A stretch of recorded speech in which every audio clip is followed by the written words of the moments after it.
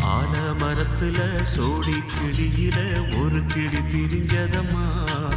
அது சாமம் வரையில பார்க்க முடியல, மறுபடி அது வருமா? ஆலமரத்துல சோடி கிளியில ஒரு கிளி பிரிஞ்சதம்மா.